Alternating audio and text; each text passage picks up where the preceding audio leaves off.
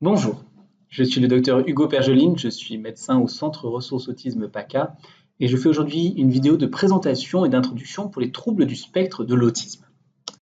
Alors, tout d'abord, qu'est-ce que c'est que l'autisme?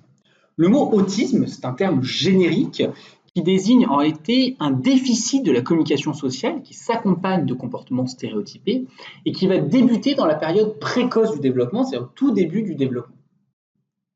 Avant, on appelait, alors, il y a plusieurs termes. Le premier terme était le terme d'autisme infantile, qui avait été décrit par Kanner, puis également, à peu près dans les mêmes années, le terme de syndrome d'Asperger qui a été décrit par Asperger sur une autre modalité de trouble du développement.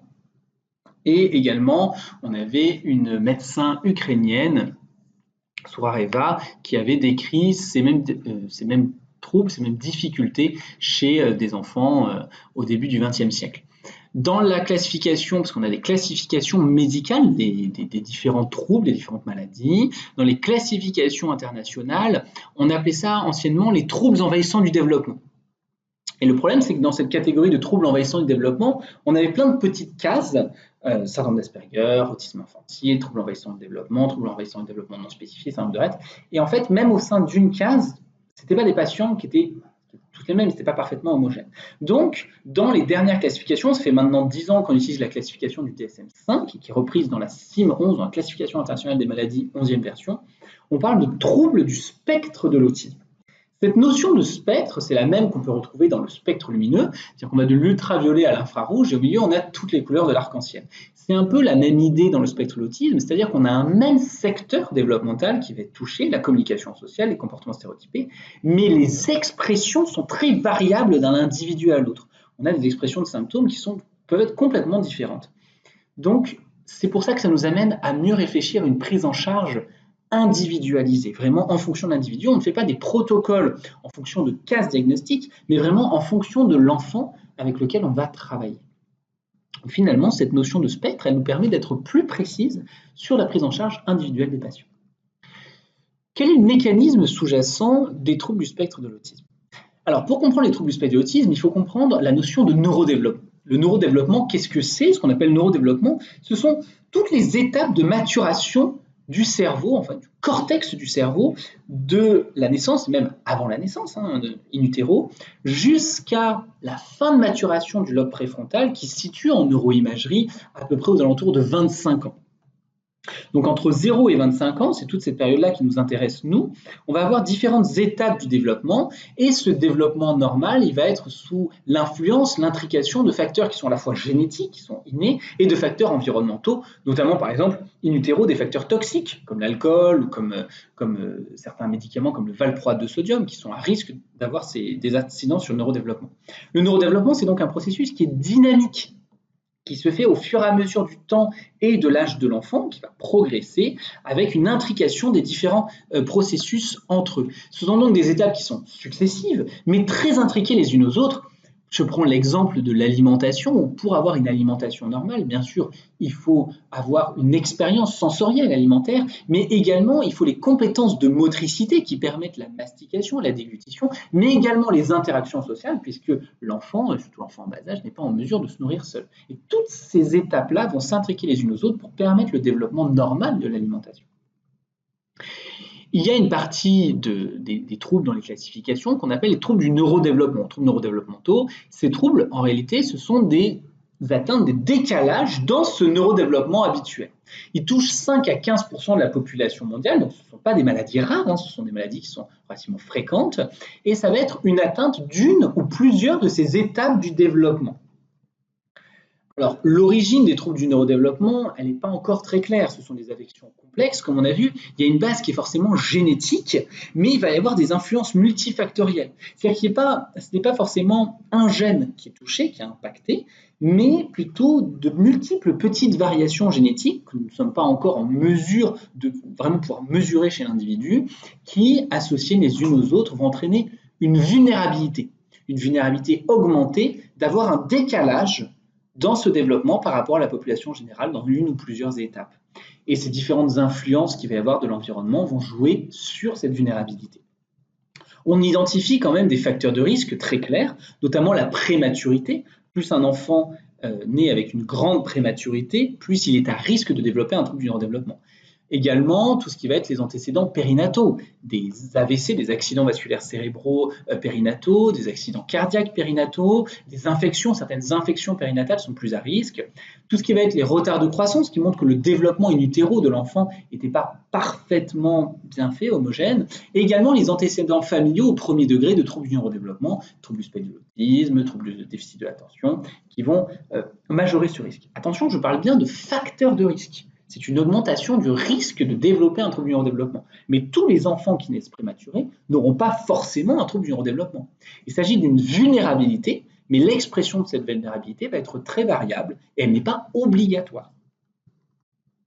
Il y a une grande diversité des troubles du neurodéveloppement. On l'a vu, il y a une grande variabilité interindividuelle et en fonction des étapes qui sont touchées, on va avoir plusieurs expressions, plusieurs troubles.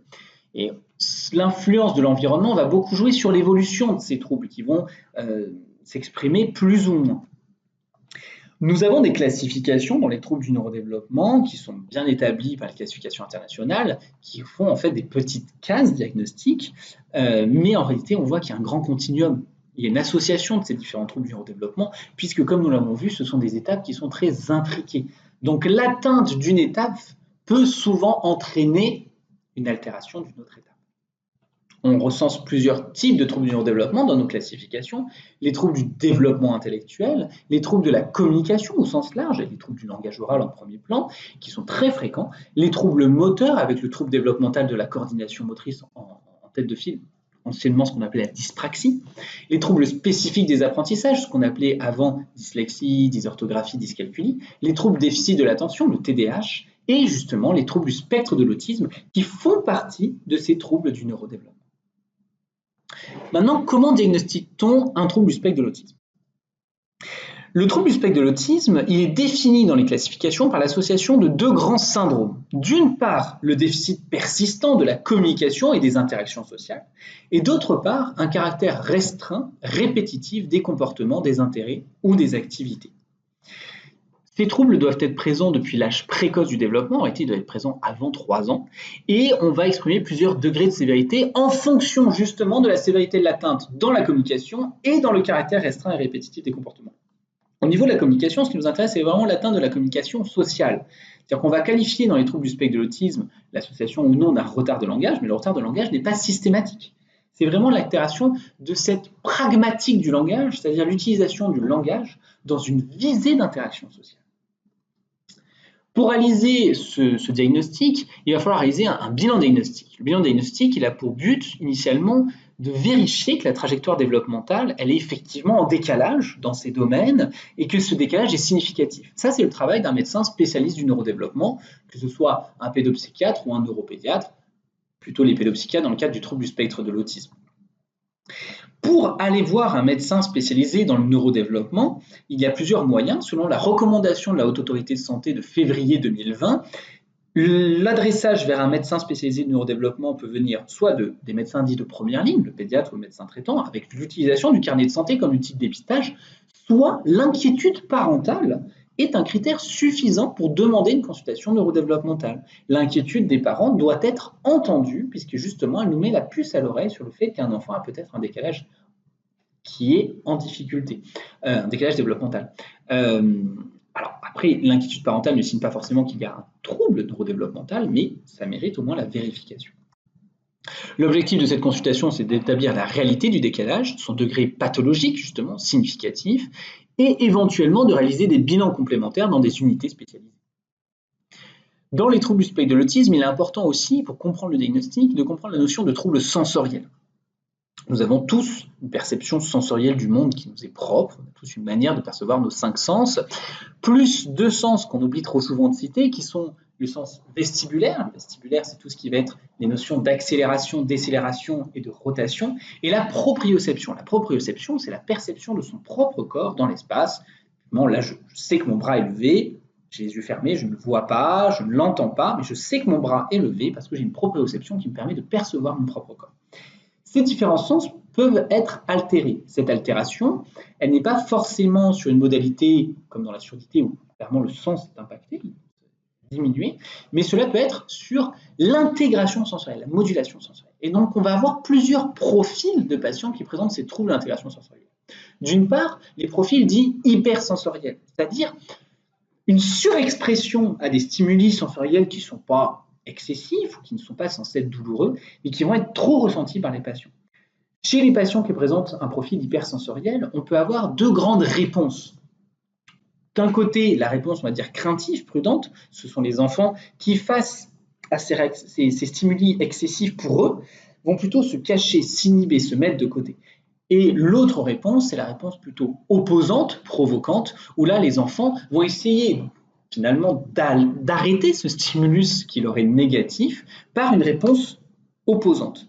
Et ce qui peut créer justement des comportements, ce qu'on appelle les comportements définis, dont en fait la fonction est d'arrêter un stimulus sensoriel désagréable. On a également des profils d'hyposensorialité, c'est-à-dire un manque de réponse aux stimuli. On peut l'avoir notamment avec le manque de réponse au prénom.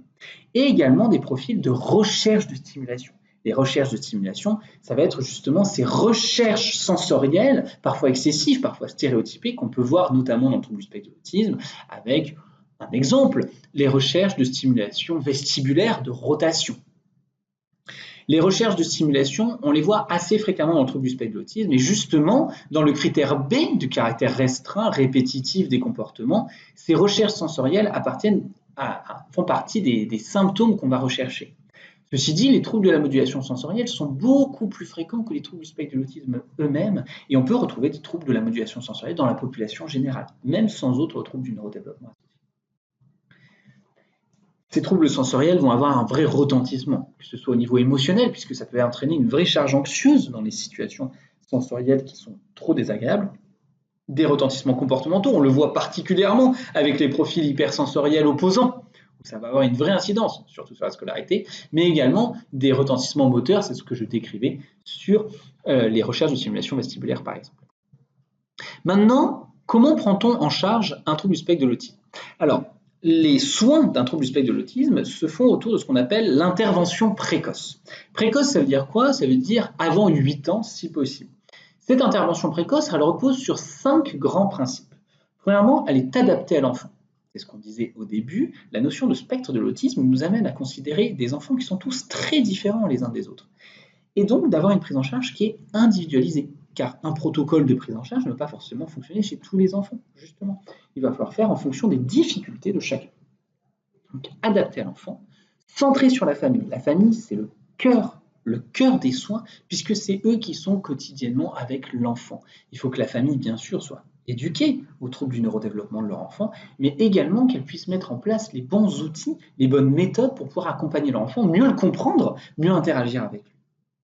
Elle est multi-axiale. On va s'intéresser à tous les domaines de vie de l'enfant. On ne va pas se centrer que sur un domaine. Ce n'est pas que la famille, ce n'est pas que l'école. Ça va être tous les domaines de vie de l'enfant. Elle est croissante. Il n'y a pas de critère d'objectif final. On ne va pas s'arrêter à se dire, bon, ben voilà, si l'enfant arrive à avoir un langage efficace, voilà, c'est la fin de la prise en charge. Non, on va accompagner les enfants à les amener toujours vers de nouveaux objectifs qui vont changer aussi en fonction de l'âge. Les objectifs d'un enfant de 3 ans sur le plan développemental ne sont pas du tout les mêmes que celui d'un enfant de 6 ans ou qu'un enfant de 10 ans ou qu'un adolescent de 15 ans. Et également, c'est une intervention qui est intensive. Justement, elle va faire intervenir une rééducation qui demande plusieurs professionnels, donc beaucoup de prise en charge, beaucoup de soins. Alors, cette notion d'intensive, elle fait partie de la recommandation de la Haute Autorité de Santé. Il est important quand même de la moduler avec une notion qui revient sur le deuxième principe, centré sur la famille, qui est de ne pas épuiser les familles ni les enfants. Il est important de rester attentif et à l'écoute de la fatigue, de l'épuisement familial, puisqu'il ne faut surtout pas que les aidants familiaux principaux, les parents, s'épuisent dans cette prise en charge, qui est une prise en charge au long cours. Cette intervention précoce, elle va donner lieu à ce qu'on appelle un projet personnalisé d'intervention éducative et thérapeutique. Donc, ce sont les différentes rééducations dont je parlais, les rééducations qui vont être sur le plan psychomoteur. La psychomotricité va avoir un impact à la fois sur la coordination motrice, mais également sur la sensorialité et aussi sur la gestion émotionnelle. Orthophonique, pour tout ce qui va être éducation du langage et de la communication sociale au sens large. Éducatif, pour accompagner ces enfants sur le plan comportemental, pour aider les familles, et dans la socialisation, dans les interactions avec les autres enfants. L'objectif va être aussi de préparer des aménagements scolaires, c'est-à-dire d'aider l'inclusion scolaire de ces enfants pour que leur scolarité se passe au mieux et ou d'aménager la scolarité vers d'autres objectifs en fonction du tableau individuel de l'enfant. Il n'y a pas de critères de mode de scolarité chez tous les enfants qui ont un trouble du spectre de l'autisme, c'est vraiment en fonction de la présentation clinique. L'évolution et le pronostic des troubles du spectre de l'autisme la notion d'évolution, elle repose sur cette notion de plasticité cérébrale. La plasticité cérébrale, c'est le fait que le cerveau a cette compétence de se remodeler, de créer de nouvelles connexions synaptiques pour réentraîner, reprogrammer de nouvelles compétences. Cette plasticité cérébrale, elle est d'autant plus importante chez les tout-petits et elle permet d'avoir une notion de potentiel de développement. Oui, il y a un décalage développemental, mais ce décalage n'est pas en soi une fatalité, il y a un potentiel de développement présent chez ces enfants et c'est ce potentiel qu'on va essayer de faire ressurgir pour les aider à progresser sur le plan développemental. L'objectif finalement dans les troubles du neurodéveloppement au sens large, c'est de modifier la trajectoire développementale perturbée. Jusqu'où? C'est un peu la question qui est difficile. Il est difficile de déterminer pour un individu les compétences qu'il va pouvoir avoir. Je dis souvent aux parents que je reçois en consultation, je suis dans l'incapacité pour un enfant de 3 ans de prévoir comment il sera à 18-25 ans, tout comme je suis dans l'incapacité pour tout enfant. Ce n'est pas quelque chose qui est forcément prévisible pour l'individu, mais il faut savoir quand même sur les éléments pronostiques que nous avons, que nous parlons dans le trouble du spectre de l'autisme de quelque chose de chronique. Et dans les troubles du neurodéveloppement, on parle de troubles chroniques, c'est-à-dire des choses qui vont nécessiter une prise en charge au long cours. Cependant, on voit déjà aujourd'hui des effets positifs de l'intervention précoce, donc de ces interventions avant 8 ans, sur le plan moteur, sur le plan cognitif, sur le plan de l'inclusion sociale. Donc ce sont des choses qui sont vraiment porteuses d'espoir, puisque ce sont des soins qui sont récents, que nous mettons en place depuis finalement peu de temps, et qui nous montrent déjà une belle efficacité. Je vous remercie pour votre attention et je vous souhaite une bonne journée.